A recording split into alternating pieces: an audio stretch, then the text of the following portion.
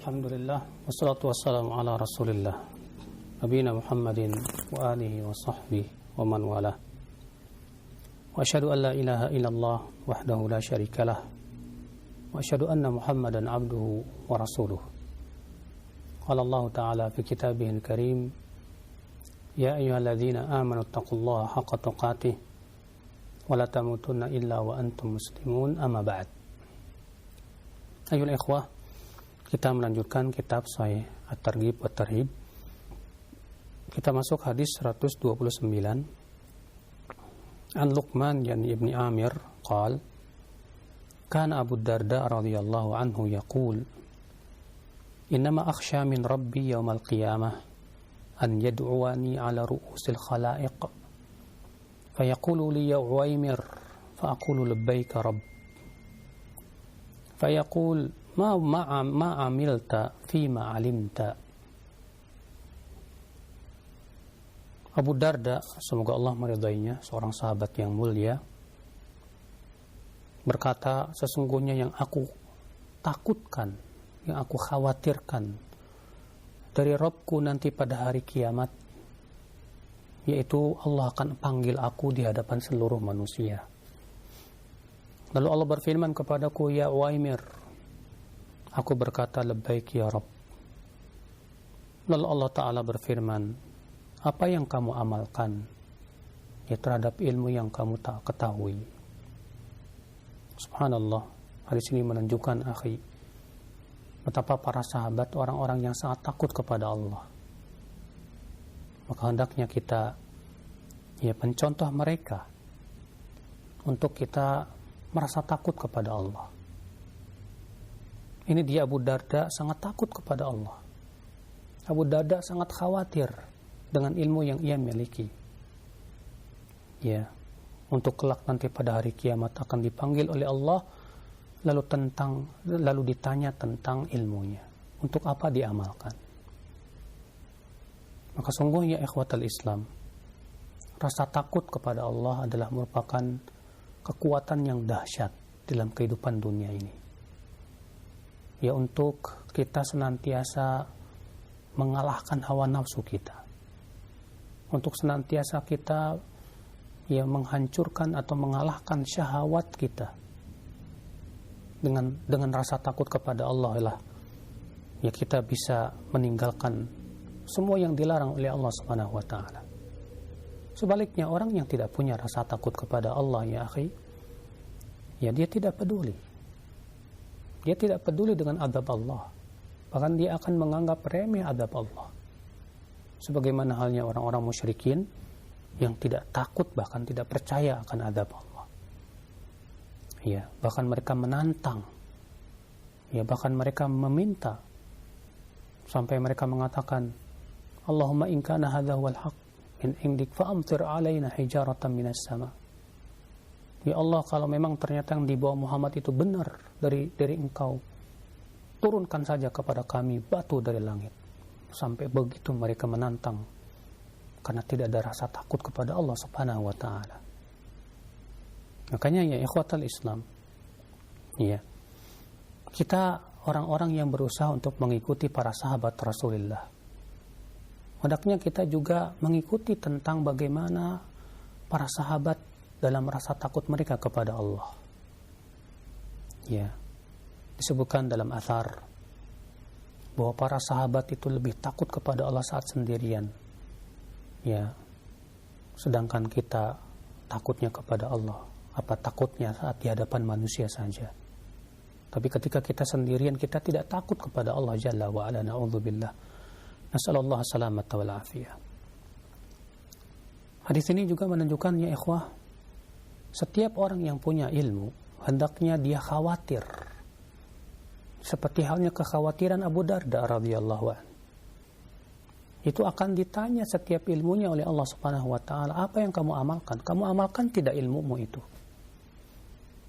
Namun tentunya saudaraku, ini bukanlah alasan yang bisa diterima bagi orang yang mengatakan, kalau gitu saya tidak menuntut ilmu dulu karena saya takut nggak bisa ngamalin, takut nanti ditanya oleh Allah pada hari kiamat, apa yang kamu amalkan dari ilmumu? Saya nggak bisa amalin. Jadi kalau gitu saya nggak nuntut ilmu aja. Maka kita katakan kepada orang ini, kamu tidak menuntut ilmu pun akan ditanya oleh Allah. Kenapa kamu tidak menuntut ilmu? Bukankah sudah datang kepada kamu pemberi peringatan? Bukankah Allah sudah turunkan kepada kamu Al-Quran? Sudah datang kepada kamu ya orang-orang yang menjelaskan tentang Al-Quran dan hadis dari kalangan para ulama, para ustadz. Itu pun akan ditanya. Jadi gimana dong? Ya, kita harus menuntut ilmu. Sebab ketika kita tidak menuntut ilmu pun, ya kita salah. Kita berdosa di sisi Allah. Dan ketika kita menuntut ilmu dan sudah punya ilmu, maka kita harus mengamalkan ilmu. Sebab kalau kita tidak amalkan, ilmu akan menjerumuskan kita ke neraka. Jadi, tidak menuntut ilmu terancam neraka. Dan menuntut ilmu tapi tidak mengamalkan ilmu pun terancam neraka. Jalan keselamatan adalah ilmu dan amal. Ya. Namun ini berat bagi orang yang mengikuti syahwat. Ya, sebab alasan orang yang takut tidak bisa mengamalkan ilmu itu karena apa? Karena dia masih ngikutin syahwat. Sebab kalaulah ia hatinya tunduk kepada Allah dan ia sadar bahwasannya syahwat itu akan menghancurkan dirinya dunia dan akhiratnya, dan ia menggunakan akal pikirannya yang cerdas, bahwa perintah Allah itu isinya semua kebaikan dan larangan Allah itu isinya keburukan. Artinya semua yang dilarang oleh Allah itu pasti buruk, ya, dan mudarat. Pasti itu akan memberikan kekuatan pada dia untuk ya senantiasa menaati Allah dan menjauhi larangan-larangannya. Dan ia merasa takut untuk diazab oleh Allah Subhanahu wa taala. Saudaraku seiman, ya. Inilah yang harus kita pahami, bahwa kita hidup di dunia bukan seperti binatang ternak. Kalau binatang ternak tidak sama dengan manusia. Allah menciptakan binatang ternak karena mereka tidak ada surga bagi mereka, tidak ada neraka bagi mereka. Mereka hanya akan dikisos saja nanti pada hari kiamat. Setelah itu mereka menjadi tanah. Ya. Ketika binatang-binatang itu telah menjadi tanah, saat itulah orang-orang kafir mengatakan, ya laitani kuntu turaba. Aduh, andaikan aku menjadi tanah saja. Ya. Saudaraku seiman, kita manusia beda. Allah ciptakan manusia ya karena Allah Subhanahu wa taala telah menyediakan untuk kita balasan, surga atau neraka. Dan Allah ciptakan manusia tiada lain adalah untuk merealisasikan ibadah kepada Allah. Dan ibadah, saudaraku, tidak mungkin kita bisa realisasikan tanpa rasa takut kepada Allah. Orang yang tidak ada rasa takut di hatinya kepada Allah, dia tidak akan bisa merealisasikan ibadah dengan benar. Antum melihat ada orang yang sholat, tapi sholatnya tidak khusyuk, tidak tumakninah, dan super cepat. Kenapa? Karena tidak ada rasa takut kepada Allah Subhanahu wa taala. Kalau ia takut kepada Allah, dia akan khusyuk dalam salatnya. Ya, dia akan tumakninah. Saudaraku seiman, ya. Faedah selanjutnya, hadis selanjutnya, waruya an Abi Barzah radhiyallahu anhu qala Rasulullah SAW, dan diriwayatkan dari Abu Barzah, semoga Allah meridainya, Rasulullah SAW bersabda, "Mathalul ladzi yu'allimun nasal khair wa yansa nafsah, mathalul fatilah tudhi'u 'alan nas wa tahriqu nafsaha." Rawahul Bazzar. Perumpamaan orang yang mengajarkan manusia kebaikan, namun ia melupakan dirinya, tidak mengamalkan, bagaikan lilin. Ia menerangi manusia, tapi ia membakar dirinya sendiri. Ya. Subhanallah. Dan hadis nomor 131 juga mirip. Wa an Jundub bin Abdullah atau an Jundab bin Abdullah al-Azdi radhiyallahu anhu, sahibin Nabi sallallahu alaihi wasallam, dari Jundub bin Abdullah al-Azdi, semoga Allah meridainya, sahabat Nabi sallallahu alaihi wasallam, bahwa Rasulullah SAW bersabda, "Mathalul ladzi yu'allimun nas al-khair wa yansa nafsah, kamathalis siraj yudhi'u lin-nas wa yahriqu nafsah." Perumpamaan orang yang mengajarkan manusia kebaikan tapi melupakan dirinya sendiri itu bagaikan siraj. Siraj itu lampu minyak. Ya, kalau zaman dahulu itu biasanya dikasih sumbu, kemudian ada minyaknya. Dia pun kemudian menyala. Itu seperti siraj. Dia memberikan cahaya kepada manusia tapi dirinya sendiri terbakar. Subhanallah. Ini akhi, ya, untuk orang-orang seperti saya yang bertugas untuk mengajarkan manusia. Para ustadz-ustadz, demikian pula ikhwah-ikhwah yang suka share ilmu di Facebook, di media-media sosial. Demikian pula orang-orang yang berkhidmat untuk ilmu agama ini. Untuk agama ini dengan menyebarkan ilmu Allah Subhanahu wa taala. Coba dengarkan hadis ini. Semua kita ditujukan oleh Rasulullah SAW ini kepada kita semua ini. Bahwa kalau kita sibuk mengajarkan orang kebaikan, sibuk men-share ilmu di media sosial, tapi kita melupakan diri kita tidak berusaha untuk beramal saleh, tidak mengamalkan apa yang kita sampaikan kepada manusia, maka kata Rasulullah SAW, perumpamaannya seperti apa? Lilin. Lilin menerangi ruangan, menerangi orang lain, tapi ternyata lilin membakar dirinya sendiri. Akankah kita menjadi seperti lilin, saudaraku? Kita sibuk menyampaikan ilmu kepada orang lain, lalu kemudian kita lupa kepada diri kita sendiri. Kita menganjurkan orang tahajud, kita tidak tahajud. Kita menganjurkan orang untuk beramal soleh, tapi kita tidak beramal soleh. Kita melarang orang untuk jangan berbuat maksiat, kita malah berbuat maksiat kepada Allah Jalla wa'ala. Fala ilaha illallah. Ya, kita takut sekali. Ya, ketika kita menyampaikan ilmu, ternyata kita bagaikan lilin.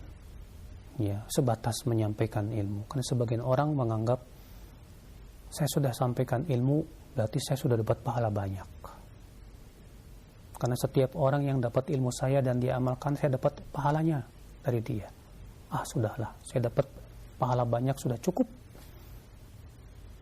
Lalu kemudian dia tidak mengamalkan yang ia sampaikan kepada orang lain. Fala ilaha illallah. Ini orang tertipu ya akhi, maghrur. Ya, dia kira sebatas menyampaikan ilmu dan ia dapat pahala banyak dari orang-orang itu sudah cukup menyelamatkan dia dari api neraka. La. Ya, hadisnya sudah lewat akhi, tentang ada orang yang dimasukkan ke dalam api neraka lalu ususnya burai keluar dan ia kesakitan, ia berputar-putar. Lalu kemudian penduduk api neraka dia mengerumuninya dan berkata, "Hai fulan, kenapa kamu ada di sini? Bukankah di dunia dulu kamu beramar ma'ruf nahi mungkar?" Apa kata orang ini? "Ya, dulu aku menyuruh kalian kepada yang ma'ruf tapi aku tidak mengamalkannya. Dan aku melarang kalian dari kemungkaran tapi aku malah melakukan kemungkaran tersebut." La ilaha illallah. Mengerikan saudaraku sekalian. Iya. Maka keindahan kita umat Islam, akhi, hanya dengan ilmu dan amal. Itulah siratul mustaqim. Jalan yang lurus yang selalu kita minta kepada Allah. Ihdinas siratal mustaqim.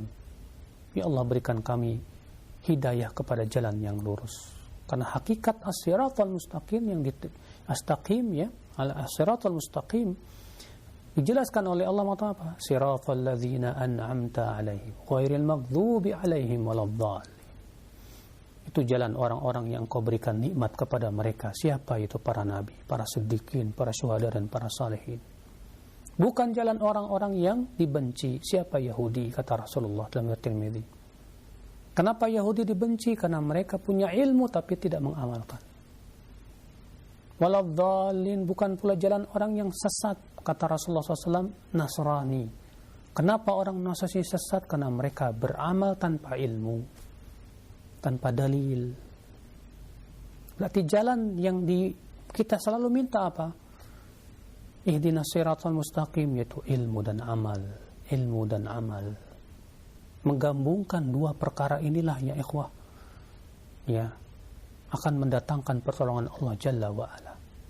Allah akan menangkan kita di atas seluruh agama kalau kita benar-benar merealisasikan ini. Allah berfirman, huwallazi arsala rasulahu bil huda wa dinil haqqi liyudhhirahu 'ala dini kullih. Dialah Allah yang telah mengutus rasulnya dengan apa? Dengan membawa huda, yaitu ilmu, wa dinil haqq, yaitu amal. Untuk apa? Liyudhhirahu 'ala dini kullih. Untuk Allah menangkan ia di atas seluruh agama. Subhanallah. Ya, namun berat, akhi, memang berat. Menuntut ilmu berat. Membutuhkan perjuangan. Mengamalkan ilmu pun berat. Membutuhkan perjuangan untuk melawan hawa nafsu dan syahwat kita. Tapi itulah balasannya pun besar berupa surga Allah. Ya, kesenangan yang selama-lamanya dan abadi di sana. Kita masuk hadis yang ke-131. Wa an Jundub bin Abdullah al-Ajdi wa an Imran bin Husain radhiyallahu anhu qala qala Rasulullah sallallahu alaihi wasallam inna akhwafa ma akhafu alaikum ba'di kullu munafiqin alimil lisan. Rawahu Tabarani fil Kabir wal Bazzar warwatuhu muhtajjun bihim fis sahih. Dari Imran bin Husain, semoga Allah meridainya, ia berkata, Rasulullah SAW bersabda, sesungguhnya yang aku paling khawatirkan atas kalian setelahku nanti itu setiap orang munafik alimil lisan, pintar berbicara. Di sini ya, hubungannya dengan bab ini, saudaraku, yang sedang kita bahas. Rasulullah mencela orang yang pandai bicara tapi tidak pandai beramal, bagaikan orang munafik, karena ini termasuk perangai-perangai kemunafikan. Ya, karena perangai-perangai kemunafik itu banyak, saudaraku. Maka Rasulullah SAW yang sangat beliau khawatirkan ini, orang munafik tapi alimul lisan, pandai bicara. Dan hadis ini maknanya lebih umum dari bab ini sebetulnya. Karena ketika orang munafik itu pandai bicara, berapa banyak orang akan terpengaruh oleh ya ucapannya tersebut. Berapa banyak orang akan tertipu olehnya. Sebagaimana kita lihat di zaman sekarang, akhi. Ya, orang-orang yang pandai bicara, pandai beretorika, pandai dia bersilat lidah. Dia mengotak-ngatik ayat Al-Quran dan hadis Nabi SAW. Namun ternyata pemahamannya jauh daripada pemahaman Rasul dan para sahabatnya. Ikhwatul iman. Ya. Maka, ya akhi, Allah Subhanahu wa ta'ala menyifati di dalam Al-Quran orang munafik itu ya di antara tandanya di dalam ayat surat Al-Munafikun itu. Dalam surat Al-Munafikun itu, coba saya lihat dulu sebentar. Wa yaqulu tasma' liqaulihim ka'annahum khushubun musannadah. Wa yaqulu, apabila mereka berbicara, siapa orang munafik itu? Tasma' liqaulihim, kamu akan mendengarkan ucapan mereka. Kenapa? Karena saking hebatnya mereka, pandainya mereka berbicara. Ya, Allah mengatakan wa idza ra'aitahum tu'jibuka ajsamuhum. Apabila kamu melihat badan-badan mereka, itu badan-badan mereka membuat kagum kalian karena badannya hebat-hebat, kuat-kuat, Masya Allah. Kenapa? Karena orang munafik itu hanya memikirkan kemakmuran badan dan tidak memikirkan kemakmuran hati, saudaraku sekalian. Bukan berarti kita tidak boleh memperhatikan badan kita, boleh. Namun yang tidak boleh itu sebatas memperhatikan badan tapi tidak memperhatikan kemakmuran hati dan kesehatannya. Itu orang munafik. Orang munafik di antara perangainya seperti itu, hanya sebatas memikirkan tubuhnya saja. Ya. Ada orang yang hanya sebatas memikirkan bagaimana tubuh saya bagus, bagaimana bentuk tubuh saya bagus, ya, bagaimana saya tetap kelihatan ganteng, cantik dan yang lainnya. Sementara hatinya kosong dari iman. Dia tidak peduli apakah hatinya akan penuh banyak penyakit, ya, apakah keimanannya akan lusuh atau tidak, dia tidak peduli. Maka ini diantara perangai kemunafikan, saudaraku. Lalu Allah mengatakan apa? Wa iyaqulu tasma' liqaulihim ka'annahum khusyubun musannada. Kalau mereka berbicara, kamu akan mendengarkan ucapan mereka karena saking pandainya mereka berucap. Itu ya, orang munafik itu pandai beretorika, pandai menyampaikan, ya, pandai berbicara, tapi tidak pandai beramal. Bukan berarti kita tidak boleh pandai berbicara ketika ceramah supaya orang-orang mau mendengarkan. Boleh saja, nggak masalah. Bukankah Rasulullah SAW dan para Rasul pun juga, ya, dalam menyampaikan ilmu pun juga luar biasa. Tapi yang tercela adalah sebatas pandai bicara tapi tidak mengamalkan dan tidak beramal. Lah ya akhi, jangan kita hanya sebatas memikirkan lahiriah diri kita. Ya, kita pandai bicara hanya karena ingin disebut, wah si fulan alim. Ya, kita pandai beretorika di dalam menyampaikan dalam ceramah, ya, hanya karena ingin disebut, wah si fulan hafil, si fulan, wah pengen dapat, ya, like jempol manusia, pengen dapat follower yang, ya, puluhan ribu bahkan jutaan. Percuma itu, tidak ada nilainya di mata Allah sama sekali kalau ternyata harapannya seperti itu. Ya, yang terpenting adalah, ya akhi, kemakmuran hati dan amal, ilmu yang disertai dengan amal. Karena ilmu tanpa amal akan menjerumuskan ke neraka. Amal tanpa ilmu pun, ya, tidak akan diterima oleh Allah Jalla wa Ala dan akan menjerumuskan juga ke dalam api neraka. Ikhwatal Islam, azani Allah wa iyyakum. Baik, kita sekarang masuk ke at-tarhib minad da'wah fil ilmi wal Qur'an. Ancaman dari orang yang ngaku-ngaku dirinya berilmu, ya, padahal ya dia tidak berilmu, atau dia merasa diri paling alim. Ini pun juga tidak boleh, saudaraku. Kita tidak boleh merasa diri kita sudah hebat banget. Tidak boleh kita merasa paling alim. Dan tidak boleh kita menganggap remeh orang lain.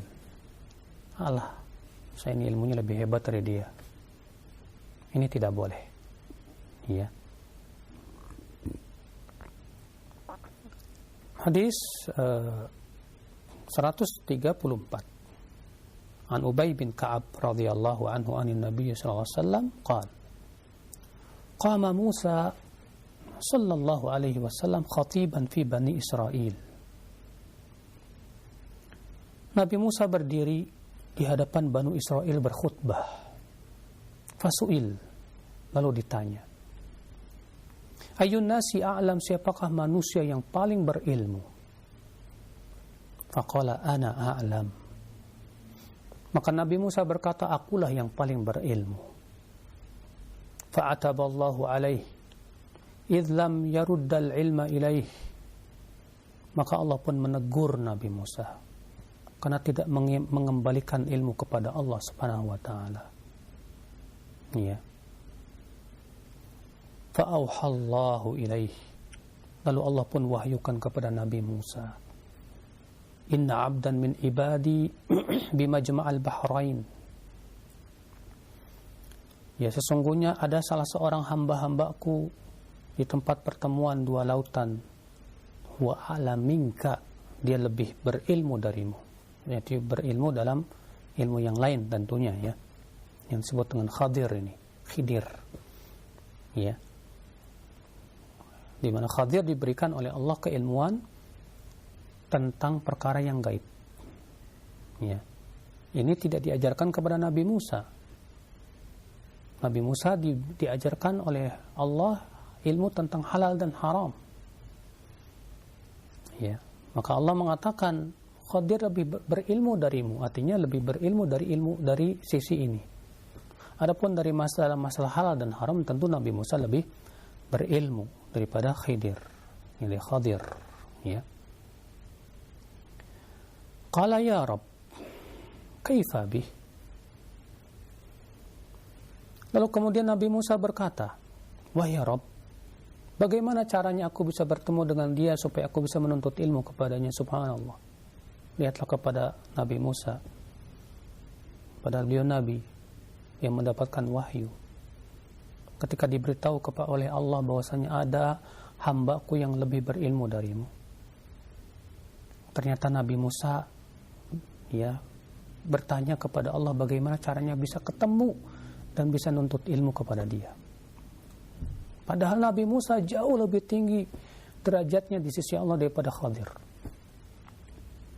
Ya, semua ulama sepakat bahwa nabi yang terbaik itu 5 nabi yang disebut dengan ulul azmi. Nabi Nuh, Nabi Ibrahim, Nabi Musa, Nabi Isa dan Nabi Muhammad sallallahu alaihi wasallam. Ya, dan bahwasanya Nabi Musa jauh lebih baik dibandingkan Khidir. Tapi lihat ketawaduannya siapa Nabi Musa alaihissalatu wassalam. Ya. Nabi Musa bertanya, ya Allah, bagaimana aku bisa bertemu dengan dia? Aku ingin mengambil ilmu dari dia. Faqila lahu, maka dikatakan kepada Nabi Musa, ihmil hutan fi miktal. Bawalah ikan yang dalam bejana. Fa idza faqadtahu fa huwa tham. Kalau kamu kehilangan ikan itu, disitulah kamu akan bertemu dengannya. Fa dzakara al-hadits fi istima'ihi bil Khidir ila an qala, kemudian ia pun menyebutkan hadis tentang pertemuan Nabi Musa dengan Khidir. Sampai ia berkata, fantalaqa yamshiyani ala sahil al-bahr. Laisa lahuma safinah. Famarrat bihima safinah.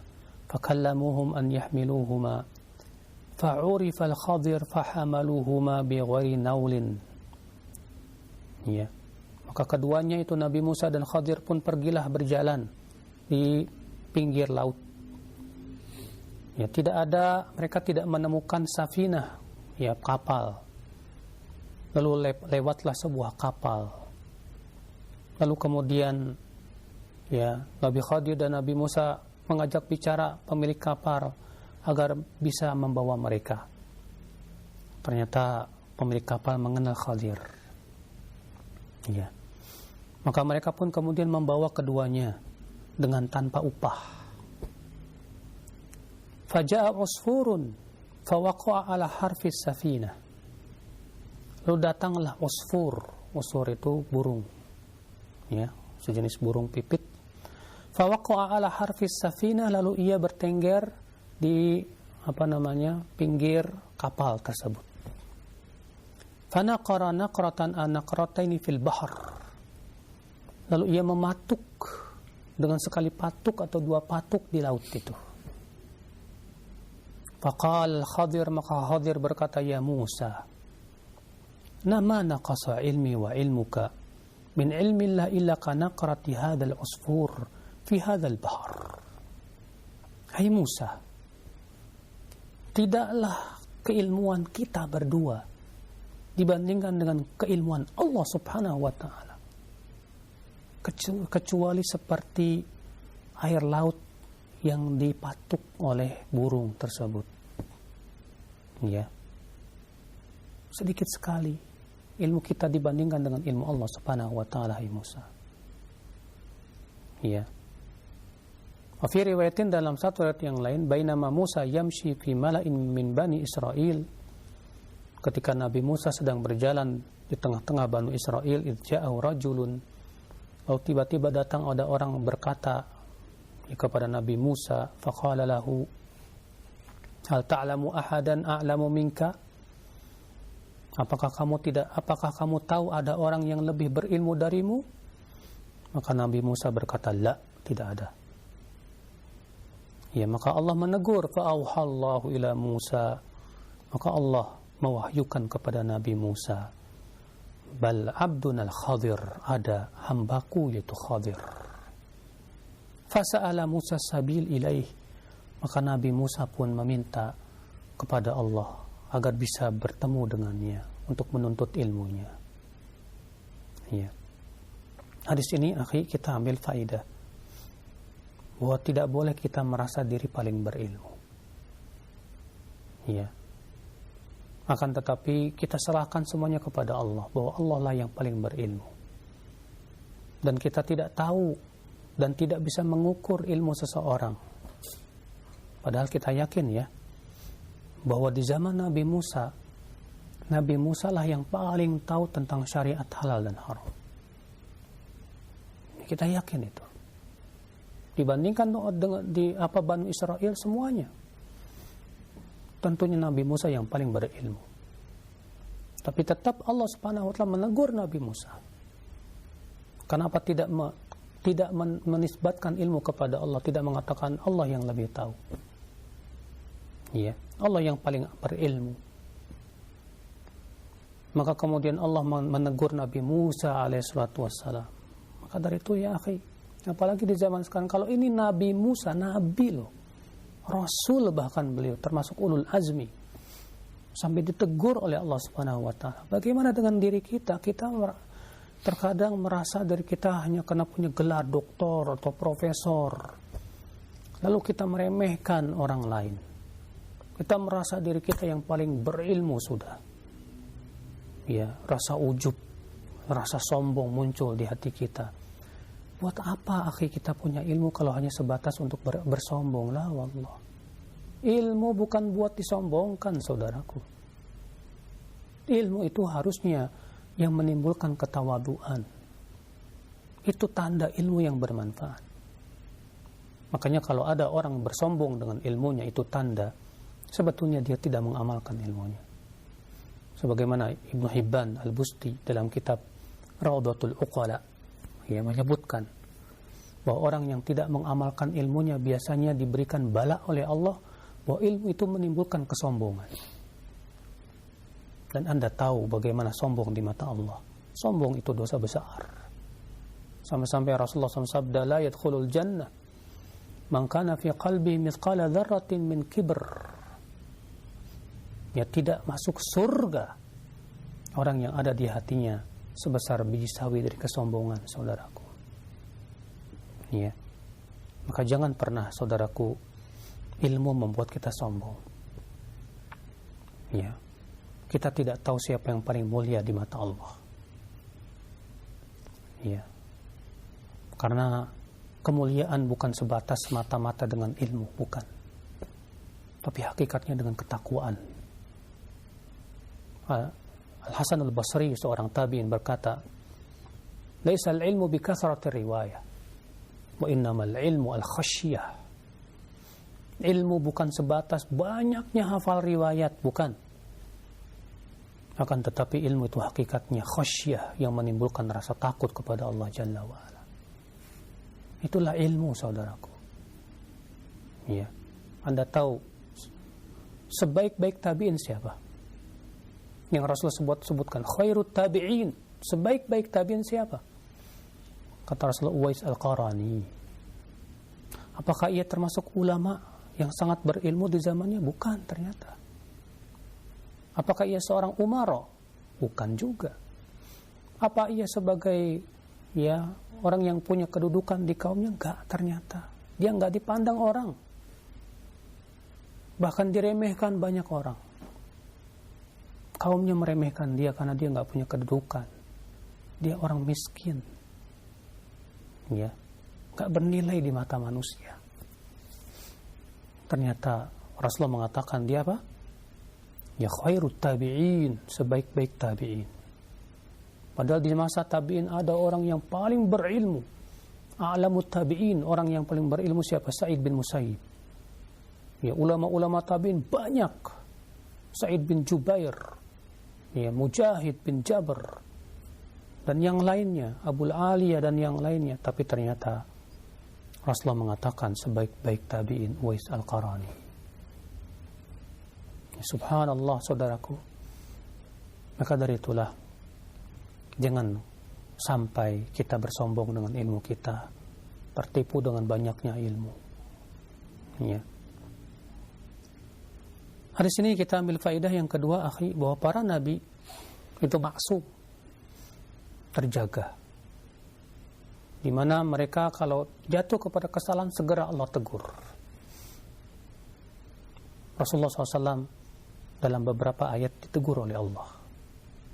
Contohnya ayat Abasa wa tawalla an ja'ahul a'ma wa ma yudrika la'allahu yazzakka. Ya Muhammad bermuka masam dan berpaling hanya karena datang kepadanya orang yang buta. Ya. Maka ditegur oleh Allah Subhanahu wa taala. Itu menunjukkan bahwa para nabi, para rasul maksum, terpelihara. Ya. Faedah selanjutnya saudaraku sekalian yang bisa kita petik yang ketiga, hadis ini menunjukkan akan ketawaduan Nabi Musa. Dan demikian seharusnya kita juga. Nabi Musa padahal subhanallah sudah kita sebutkan tadi bagaimana keilmuan beliau, kedudukan beliau, Masya Allah, sebagai Nabi dan Rasul dan ulul azmi. Tapi ketika dikatakan kepada Nabi Musa, ada hambaku yang lebih berilmu, Nabi Musa kemudian minta kepada Allah bisa ketemu, ya, pengen ketemu Khadir supaya apa? Bisa menuntut ilmunya. Allahu Akbar. Maka dari itulah setinggi apapun keilmuan kita, akhi, ya, ketika kita tahu ada orang yang lebih berilmu dari kita atau punya ilmu yang kita tidak ketahui, segeralah kita nuntut ilmu ke dia. Iya. Jangan tertipu dengan gelar-gelar orang mengatakan kepada kita ahli ilmu. Jangan tertipu ya karena gara-gara kita disebut sebagai ustadz besar ya dan yang lainnya. Jangan tertipu itu. Ya. Karena terkadang ketika kita dilulukan oleh orang, dianggap sebagai ustadz Masya Allah, berilmu, ya, itu membuat kita tidak mau menuntut ilmu kepada ya ustadz lain. La wallah ya akhi, ini ya sebetulnya masuk di dalam kategori ujub. Ya. Ini Nabi Musa alaihissalam jauh ilmunya lebih beliau dibandingkan kita. Sehebat apapun ya ilmu kita, tidak ada apa-apanya dibandingkan Nabi Musa alaihissalam. Iya. Tapi Nabi Musa ternyata ingin bertemu dengan Khidir untuk menuntut ilmu kepada Nabi Khidir. Saudaraku seiman, ya setiap kita harus seperti Nabi Musa alaihissalam dalam semangat menuntut ilmu.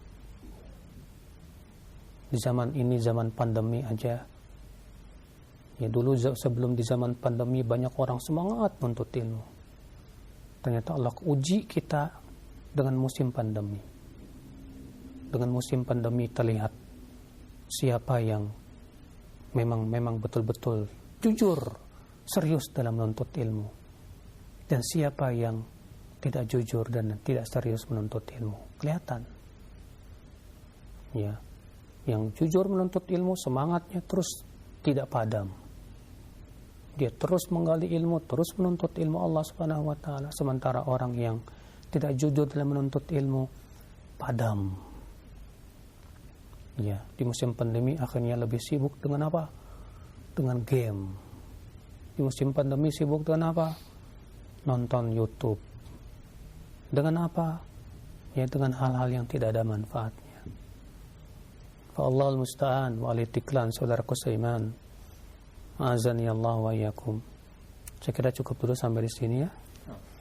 Wabillahi taufik. Nah, baik, syukur atas materi yang telah disampaikan kepada Ustaz. Mudah-mudahan apa yang disampaikan dari beberapa hadis telah dibacakan bisa kita ambil manfaatnya, dan tentunya kita bisa berusaha untuk mengamalkan apa yang telah kita ketahui tersebut. Baik, untuk selanjutnya kami buka sesi interaktif, sesi soal jawab. Baik, yang pertama Ustaz, ada pertanyaan di layanan pesan singkat dari penanya yang berada di Bogor. Assalamualaikum warahmatullahi wabarakatuh. Dari hadis nomor yang ke 30 dan 31 tadi, lantas bagaimana atau dosa mana yang lebih besar Ustaz, antara mereka yang berilmu tapi tidak mengamalkannya dan orang yang sengaja tidak mau menuntut ilmu? Dua-duanya dosanya besar.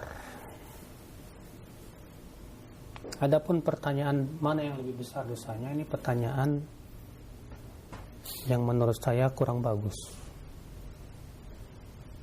Ya, karena seakan-akan kalau misalnya ini lebih besar, ini tidak lebih besar, akhirnya mendingan yang ini. Akhirnya ya seharusnya kita memberikan motivasi orang untuk berilmu, menuntut ilmu dan beramal. Gara-gara perbandingan ini malah gembosin. Makanya para sahabat pun tidak pernah bertanya ini kepada Rasulullah. Rasulullah, mana yang lebih baik? Orang yang berilmu tapi tidak beramal, atau orang yang tidak menuntut ilmu? Dua-duanya terancam. Dua-duanya berdosa. Adapun membanding-bandingkan ini tidak ada manfaatnya sama sekali. Karena tujuan kita adalah bagaimana memotivasi manusia agar mereka mau beramal, mau menuntut ilmu Allah. Ya, berapa banyak perbandingan itu kita buat, akhirnya membuat orang jadi melempem semangatnya. Ya, ada orang membandingkan, lebih baik saya ya yang masih sholat sunnah daripada si fulan nggak sholat sunnah. Sehingga akhirnya dengan perbandingan ini jadi melempem itu. Tidak ada perlombaan dalam beramal. Tidak ada perlombaan di dalam bagaimana kita menjadi lebih baik. Ya. Maka saya katakan bahwa orang yang tidak menuntut ilmu berdosa. Orang yang menuntut ilmu tapi tidak mengamalkan ilmu juga berdosa. Jadi yang benar bagaimana? Yaitu kita semangat menuntut ilmu, kita pun semangat mengamalkan ilmu. Demikian, Allahu a'lam. Baik, terima kasih banyak, syukran jazakallahu atas jawaban Ustaz. Demikian, dan selanjutnya kami ajukan kembali pertanyaan di layanan pesan singkat. Ya Ustaz, bagaimana sebenarnya adab seorang pendakwah kepada pendakwah yang lainnya? Apakah seseorang harus izin terlebih dahulu ketika ingin berdakwah di tempat lain, di mana di situ sudah ada dai yang dikenal telah lebih dahulu berdakwah sunnah di tempat tersebut? Dan apakah hal tersebut bagian dari manhaj dakwah? Sebetulnya tidak ada dalilnya harus minta izin. Kalau kita berdakwah di tempat lain, di situ ada ustadznya, kita harus minta izin, tuh nggak ada dalil dari Al-Quran dan hadis. Cuma memang secara adab saja. Ya, secara adab saja kita berusaha untuk menjaga perasaan. Ya. Menjaga perasaan ustadz yang ada di daerah tersebut. Ya. Supaya apa? Supaya menghindari kedengkian ataupun yang lainnya. Dan seorang ustadz yang ada di daerah tersebut juga jangan merasa saya lebih paham dari kalian. Kamu di sini cuma bawa masalah aja. Nggak boleh seperti itu. Berikan kesempatan dan jelaskan kepada ustadz yang baru datang ini tentang keadaan ya masyarakat di sini begini. Kalau kita memang merasa lebih tahu dari dia, untuk kita bimbing bahwa ya apa hendaknya yang disampaikan begini dan begitu. Nah ini ya, makanya dari itu seorang ustadz ketika datang ke suatu kota atau suatu daerah yang tentunya seorang ustadz tidak tahu bagaimana keadaan audien di sana. Dan memahami keadaan audien itu termasuk fikih dakwah. Nabi SAW ketika hendak mengutus Mu'adz ke Yaman, Nabi memberitahu dulu kepada Mu'adz tentang siapa audien yang hendak dihadapi. Kata Rasulullah SAW apa? Innaka ta'ti qauman ahlal kitab. Sesungguhnya engkau akan mendatangi suatu kaum dari ahli kitab. Maka seorang ustadz ya, ketika diundang ke suatu tempat, ya, berusahalah tujuan dia yang pertama adalah untuk berdakwah, menyebarkan ilmu. Yang kedua, ya, berusahalah jangan sampai menjadi sebab munculnya fitnah di sana. Berusahalah jangan sampai menjadi sebab munculnya fitnah di sana. Ya. Dia berusaha coba hubungi ustadz yang ada di sana. Kemudian dia sampaikan bahwa dia mau mengisi di sana. Supaya apa? Supaya apa? Menghormati dan menjaga hati ustadz tersebut. Iya.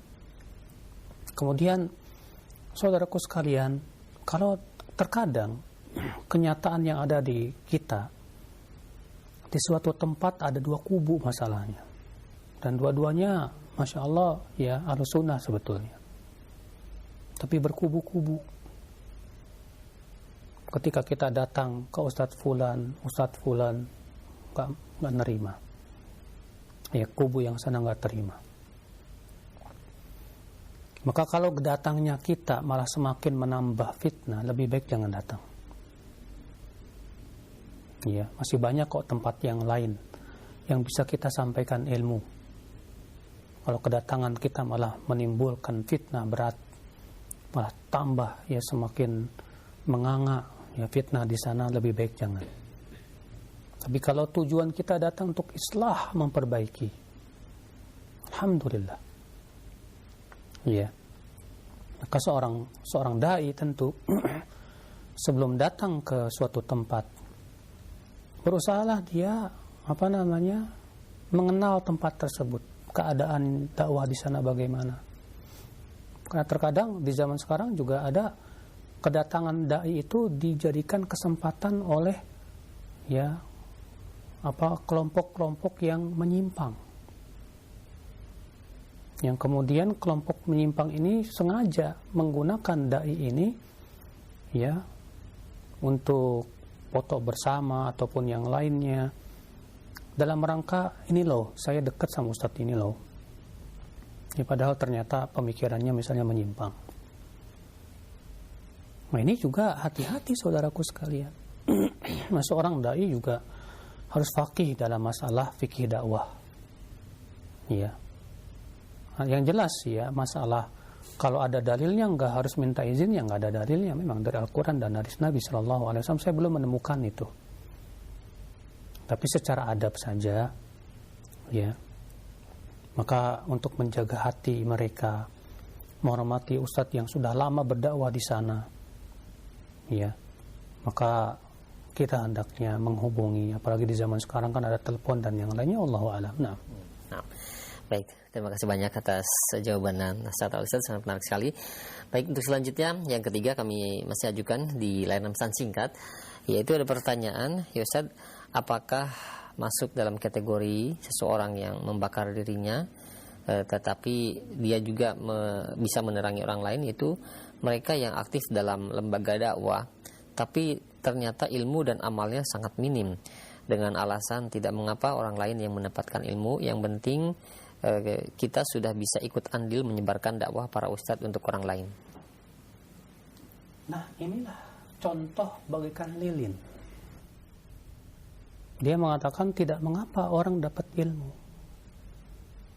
Jadi orang dapat ilmu disebabkan kita nggak dapat ilmu nggak masalah. Jadi lalu bagaimana dengan hadis tadi? Perumpamaan orang yang mengajarkan kebaikan dan melupakan dirinya sendiri. Kita ingin orang dapat ilmu, tapi kita sendiri nggak dapat. Itu kita seperti lilin kalau gitu. Kita menerangi orang, tapi kita sendiri terbakar. Kita sendiri nggak dapat faedah. Banyak terkadang panitia-panitia kajian begitu. Ya, panitia kajian terkadang dia yang paling tidak bisa menuntut ilmu. Kenapa? Karena dia sibuk buat jemput ustadz, sibuk buat menyediakan ini dan itu, sibuk dan ini dan itu. Akhirnya apa? Ya, dia tidak bisa menuntut ilmu Allah Subhanahu wa taala. Tapi juga bukan berarti ya ucapan saya ini mau menggembosi panitia, tidak. Ya. Harus ada memang panitia untuk menyediakan orang supaya menuntut ilmu. Ini pahalanya besar di sisi Allah Subhanahu wa taala. Tapi juga panitia juga berusaha bisa mendapatkan bagian besar dari ilmu ustadz yang dia undang tersebut. Ya. Dengan cara misalnya dia merekamnya, kalau memang dia sangat sibuk sekali dengan urusan-urusan ini dan itu, ya dia minta rekamannya nanti untuk dia simak setelah itu.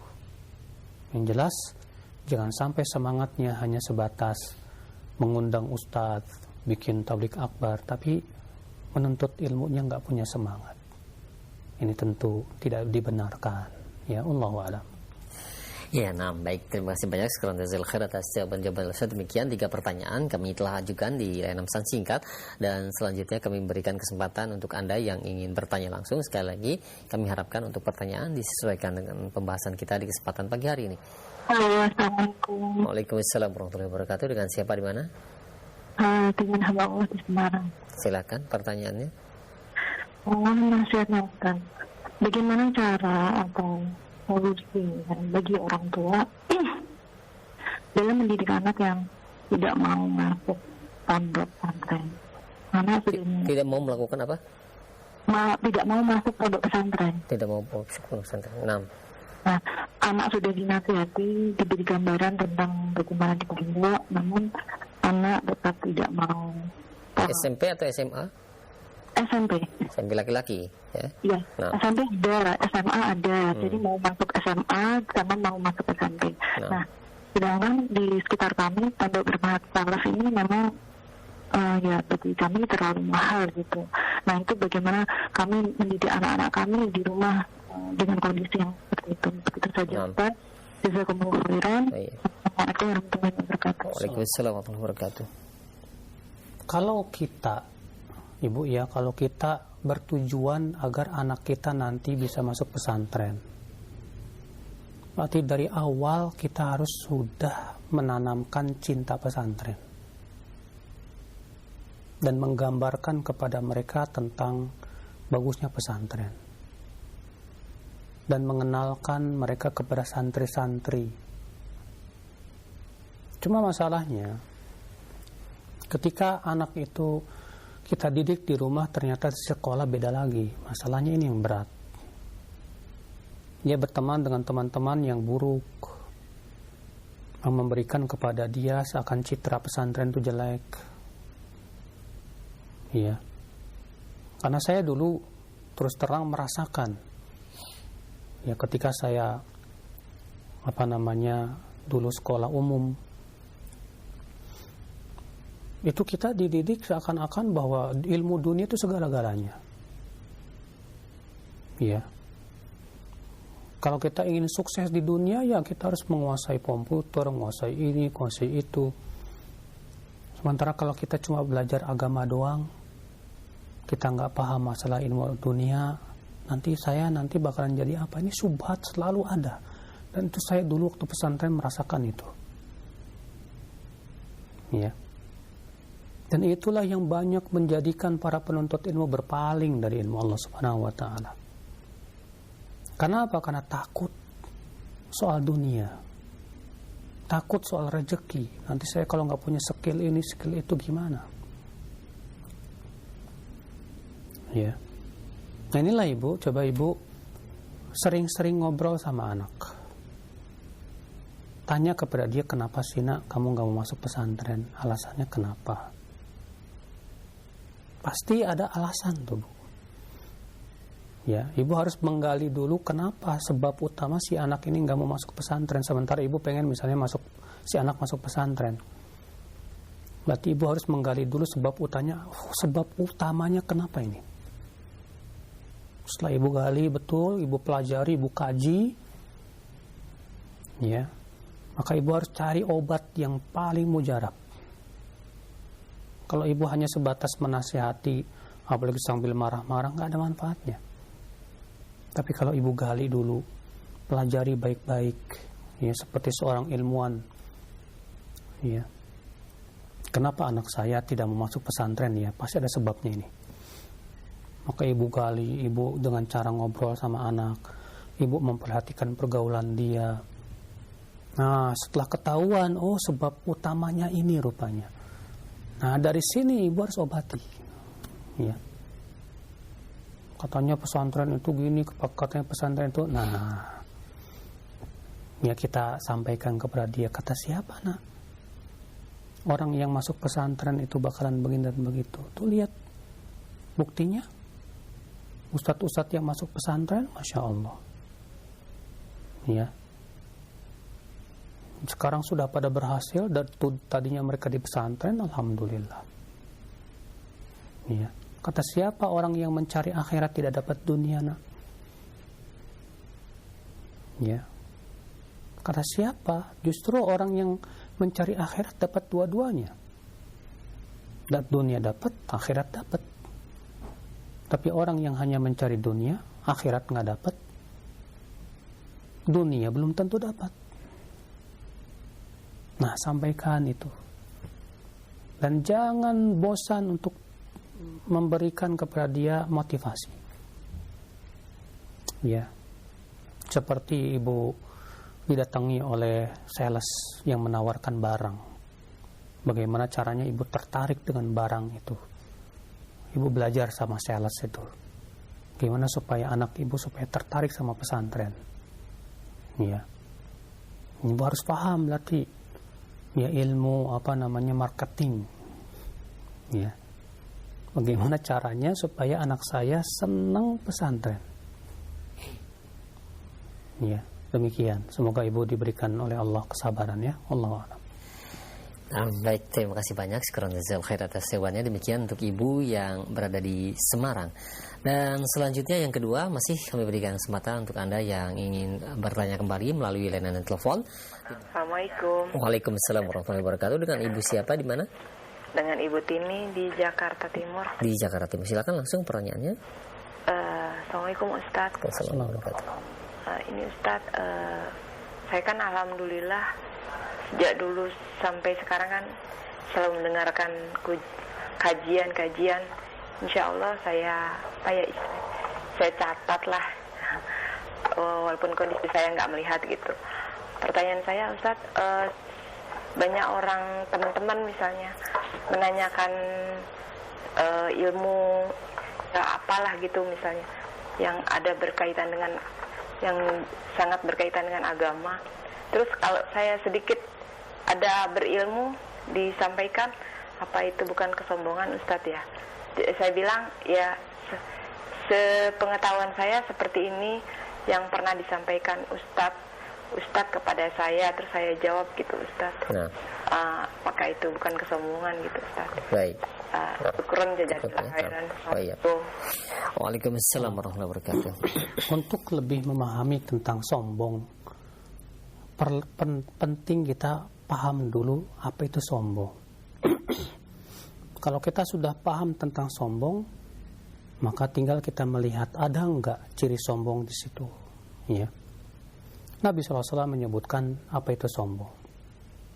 Kata Nabi SAW, al-kibru batarul haqqi wa ghamtun nas. Sombong itu artinya menolak kebenaran yang disampaikan orang-orang. Ya. Yang kedua, wa ghamtun nas, dan menganggap remeh orang lain. Nah, sekarang ketika ibu menyampaikan ilmu yang sudah ibu ketahui, ada enggak sifat itu pada diri ibu? Ibu sampaikan ilmu kepada orang lain. Ada enggak di hati ibu perasaan meremehkan dia. Kalau nggak ada, berarti nggak sombong. Ya, jadi pahami dulu makna sombong itu.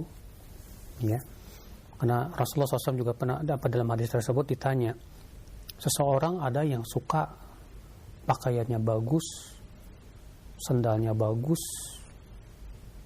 apakah itu termasuk kesombongan ya Rasulullah? Apa kata Rasulullah? Tidak. Kalau itu keindahan dan Allah cinta kepada indah, ya sesuatu yang indah, Allah itu indah. Tapi kata Rasulullah, sombong itu hakikatnya menolak kebenaran, dan ini sombong yang paling berat, karena hakikat kebenaran itu yang datang dari Allah Jalla wa'ala. Wa ghamtun nas, dan sombong kepada manusia itu dengan meremehkan mereka. Maka kalau ini tidak ada, alhamdulillah, ibu tidak termasuk orang yang sombong.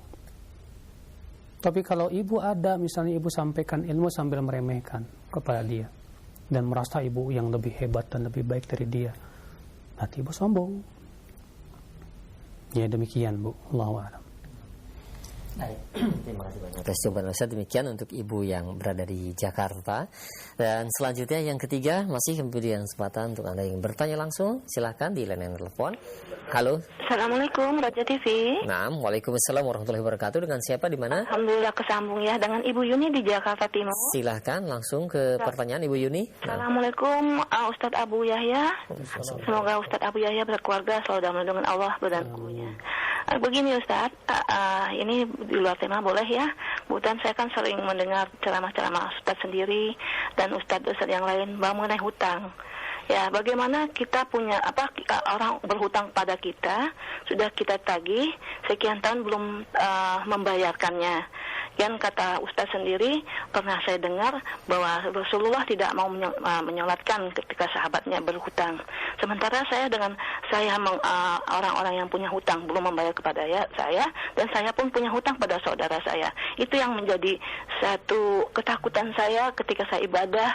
Apakah Allah menerima ibadah saya karena saya masih berhutang? Sementara saya, kalau orang yang membayar hutang pada saya bisa melunaskan. Mohon penjelasannya Ustaz. Syukran jazakallah. Assalamualaikum. Waalaikumsalam warahmatullahi wabarakatuh. Kalau ibu punya hutang sama orang, segera lunasi. Ya. Segera lunasi, jangan diundur-undur dari waktu yang telah ditentukan. Ya, karena mengundur waktu yang telah ditentukan, walaupun itu 1 jam, itu termasuk kezaliman. Walaupun itu 1 hari, itu termasuk kezaliman. Misal, ya, ibu berhutang sama si A, dan ibu janji mau mengembalikan pada tanggal 25 Oktober misalnya. Qadarullah, ibu mengembalikannya tanggal 26, berarti ibu sudah zalim 1 hari. Sudah zalim 1 hari. Itu termasuk kezaliman. Kata Rasulullah SAW, apa? Mutlul ghaniyyi dzulmun. Mutl itu apa sih? Ya, menunda-nunda, karet. Ya. Orang yang mampu membayar hutang termasuk kezaliman. Termasuk kezaliman. Berarti ya harus tepat waktu. Kalau ternyata di waktu haknya kita tidak punya uang untuk bayar, harus kita sampaikan bahwa saya tidak punya uang untuk bayar, mohon ditangguhkan. Dan menangguhkan pembayaran tentu pahalanya besar di sisi Allah Subhanahu wa taala. Adapun kalau misalnya ada orang banyak berhutang kepada kita, si fulan berhutang sama saya dan sudah lama nggak bayar-bayar, kita lihat coba Bu, kenapa dia nggak bayar? Kalau dia nggak bayar karena hidupnya susah, ya, maka mudahkan. Ya. Kata Rasulullah SAW, wa man yassara an mu'sirin yassarahu Allah fid dunya wal akhirah. Siapa yang memberikan kemudahan kepada orang yang berhutang kepada dirinya, Allah akan mudahkan urusannya di dunia dan akhirat. Allahu Akbar. Ya. Apalagi kalau misalnya ibu lihat orangnya susah banget, ya maafkan, udah gak usah dibayar, buat kamu aja. Sebutkan dalam hadis, ada orang yang dihisap oleh Allah pada hari kiamat. Lalu Allah bertanya kepada dia, apa amalmu? Orang ini berkata, aku tidak punya amal apa-apa ya Allah. Coba kamu ingat-ingat apa amalmu. Orang ini berkata, aku dulu hanya pernah menghutangi orang-orang. Lalu aku lihat kalau ada orang yang susah, aku maafkan dia. Maka Allah berfirman, hari ini aku pun maafkan kamu. Subhanallah.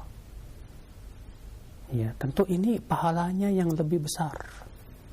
Kalau memang ternyata orang yang berhutang kepada ibu itu orang susah, mudahkan Bu, supaya Allah berikan kepada ibu kemudahan dunia dan akhirat. Apalagi kalau orangnya miskin, sudahlah maafkan saja. Itu menjadi sebab Allah maafkan ibu pada hari kiamat. Wallahi maaf Allah itu lebih kita butuhkan dari segala-galanya. Tapi kalau dia orang kaya, mampu bayar, tapi nggak mau bayar, maka cukup kita sampaikan kepadanya hadis, berikan nasihat saja. Kita tidak bisa memaksa. Ya, kalau dalam Islam, ya, orang seperti ini boleh dilaporkan ke qadhi, dan nanti qadhi akan memenjarakan dia, menghabis, ya, menghajar, artinya memberikan batasan, dia nggak boleh belanja macam-macam sampai dia mau bayar hutangnya. Kalau nggak mau juga, maka diambil dari sebagian hartanya itu untuk dibayar kepada orang yang berhutang. Cuma masalahnya kan di negeri kita tidak seperti itu sistemnya. Ya. Maka kalau kita di negeri kita seperti ini, ya kita hanya sebatas mengingatkan saja. Ini maaf, saya punya hadis, ada menemukan hadis, silahkan dibaca. Mutlul ghaniyyi dzulmun. Orang yang mampu bayar hutang tapi dia menunda-nunda, ya, maka itu termasuk kezaliman, ya. Yuhillu 'irdah, bahkan menghalalkan kehormatannya. Maksudnya kata para ulama, ya nggak apa-apa kita sampaikan ke orang lain, itu si fulan ngutang ke saya nggak bayar-bayar, nggak masalah, dan itu halal buat dia karena Rasulullah mengizinkannya. Ya. Nah ini Ibu, coba Ibu lihat keadaan orang yang berhutang ini. Apakah dia termasuk orang yang susah, ataukah dia orang yang memang kaya tapi sengaja nggak mau bayar? Ya, kalau dia orang kaya sengaja nggak mau bayar, cukup Ibu nasihati, ingatkan, takut-takuti neraka. Ya. Kalau ternyata tetap nggak mau bayar juga, itu keuntungan buat Ibu nanti pada hari kiamat. Sebab dia akan bayar dengan amalan soleh dia. Ya, di hari kiamat yang sangat kita butuhkan amalan soleh. Allahu a'lam. Nah, semoga yang saya sampaikan bermanfaat. Mohon maaf bila ada kata-kata yang tak berkenan di hati. Yang benar itu semua dari Allah, dan yang salah itu dari kekurangan ilmu saya. Wabillahi taufiq. Subhanakallah bihamdik. Asyhadu an la ilaha illa anta astaghfiruka wa atubu ilaik. Wassalamualaikum warahmatullahi wabarakatuh.